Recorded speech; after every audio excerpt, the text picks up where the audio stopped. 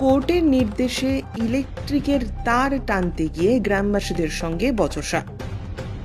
গোঘাট ২ নম্বর ব্লকের মান্দারণ গ্রাম পঞ্চায়েতের অন্তর্গত তারাহাট এলাকায় একটি স্টিল ফার্নিচারের ফ্যাক্টরিতে ইলেকট্রিকের তার টানাকে কেন্দ্র করে উত্তেজনার সৃষ্টি হয়। জানা যায়, দীর্ঘদিন ধরেই ইলেকট্রিক লাইন টানাকে কেন্দ্র করে গ্রামবাসীদের সঙ্গে ফ্যাক্টরির মালিক তপন ঘোষের বচসা চলছিল। এমতাবস্থায় তপন ঘোষ হাইকোর্টের নির্দেশে গোঘাট পুলিশের সহায়তায় ইলেকট্রিক লাইন টানতে যান। গ্রামবাসীরা এসে বাধা দেন। রীতিমতো পুলিশের সঙ্গে বাগবিতণ্ডা এবং ধস্তাধস্তির পরিস্থিতি শুরু হয়। গ্রামবাসীদের অভিযোগ, পুলিশ ঘুষ নিয়ে জোর করে তাদেরকে নো অবজেকশন সার্টিফিকেটে সই করিয়েছে।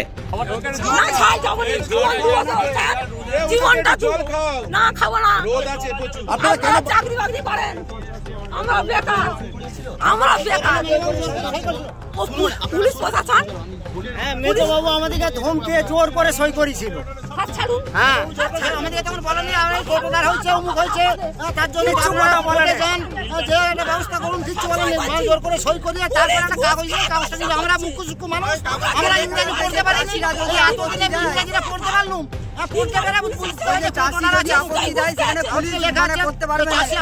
পুলিশ জোর করে কিছু করতে পারবেন না।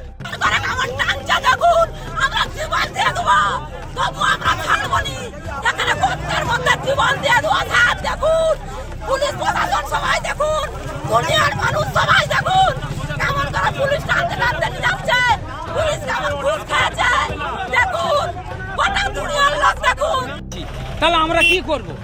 ওই যে নাহলে থানায় ঘুরবো, আরো আইনের উপরের দিকে আপনাদের পেছনে যাবো। আমরা গরিব মানুষ, তাহলে আইনের দিকে আমরা ততটা বুঝি না, তাহলে এইভাবেই চলবে। আপনাদেরকে নো অবজেকশনের সই তাহলে পুলিশ করিয়েছিল? হ্যাঁ, পুলিশ থানায় বস করিয়ে আমাদেরকে বাই প্রেসারে করানো করেছে, জোর করানো করেছে। তাও 3-4 জন গিয়েছিলাম, একজন করেন। তাকে এমন ভাবে ধমকানি দেন যে আপনাকে দরকার হলে ঘর থেকে তুলে নিয়ে গিয়ে আইনত ব্যবস্থা নেব।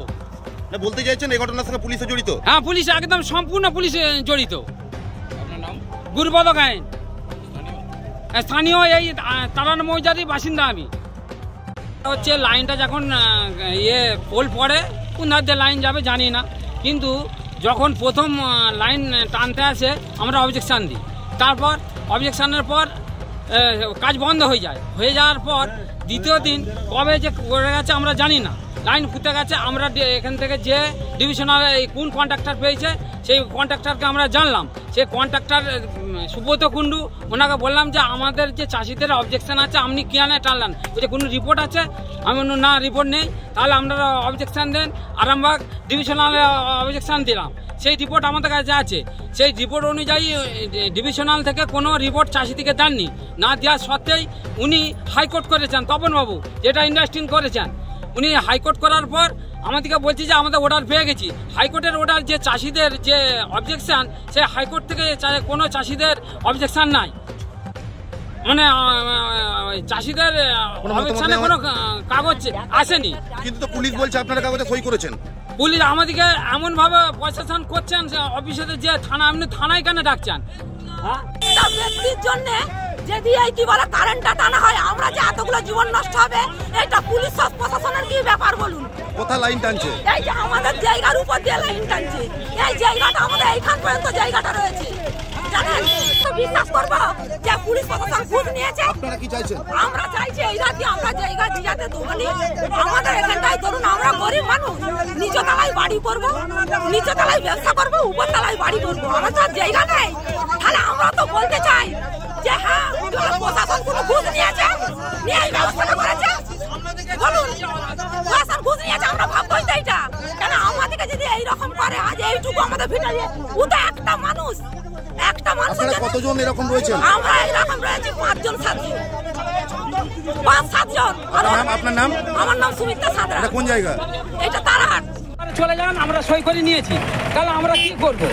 ওই যে নাহলে থানায় ঘুরবো, আরো আইনের উপরের দিকে আপনাদের পেছনে যাবো। আমরা গরিব মানুষ, তাহলে আইনের দিকে আমরা ততটা বুঝি না, তাহলে এইভাবেই চলবে। আপনাদেরকে নো অবজেকশনের সই তাহলে পুলিশ করিয়েছিল? হ্যাঁ, পুলিশ থানায় বস করিয়ে আমাদেরকে বাই প্রেসারে করানো করেছে, জোর করে সই করানো করেছে। তাও 3-4 জন গিয়েছিলাম, একজন করেন। তাকে এমন ভাবে ধমকানি দেন যে আপনাকে দরকার হলে ঘর থেকে তুলে নিয়ে গিয়ে আইনত ব্যবস্থা নেব।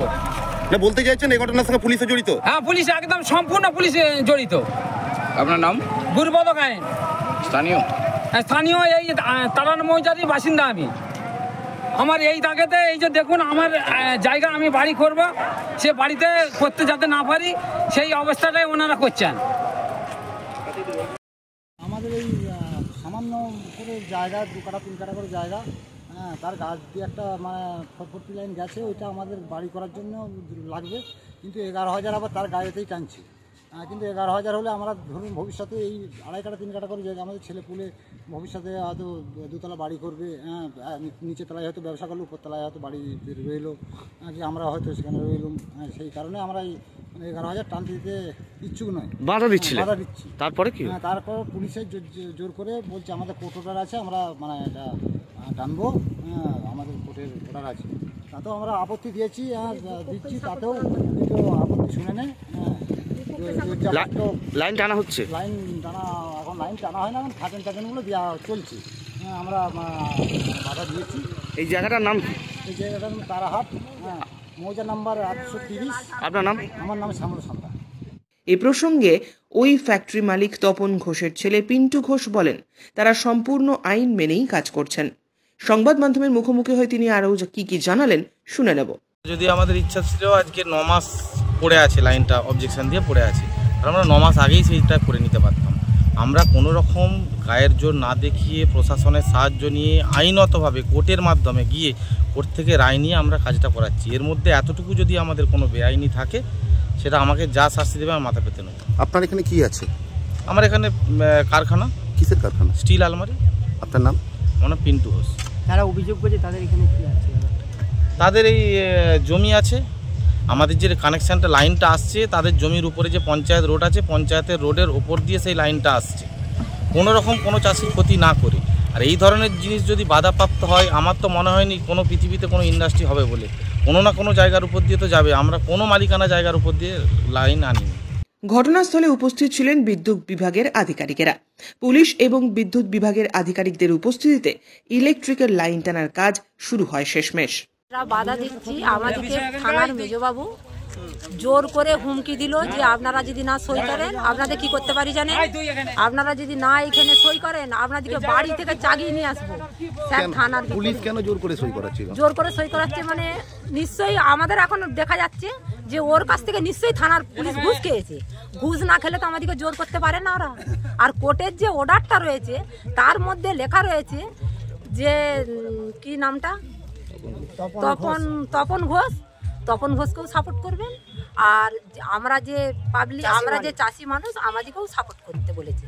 সেটা এখন পুলিশ দেখা যাচ্ছে শুধু একতরফা তপন ঘোষকে, তপন মণ্ডলকেই তপন ঘোষকেই মানে সাপোর্ট করছে। আমাদেরকে দেখলেন তো, আমরা এই যে ভিডিও ক্যামেরাতে রয়েছে আপনারা সবাই দেখবেন, আমাদেরকে টানতে টানতে মেয়ে মানুষরা আমরা আপত্তি করেছি, হিড় করে টেনে রোদের সময় হিড় করে টেনে আমার রাস্তা দিয়ে টানতে টানতে নিয়ে গেল। ইলেকট্রিকটা কার টানা হচ্ছে? ইলেকট্রিকটা তপন ঘোষ। কি কি আছে এখানে? ও টিল ফার্নিচার। এটা কোন জায়গা? এইটা হচ্ছে তারাহাট মৌজা। পেছনে কেউ আছে মনে হচ্ছে? পিছনে কোনো রাজনীতি কেউ আছে? হ্যাঁ রয়েছে। ওর নামটা কি? অরুণ খান।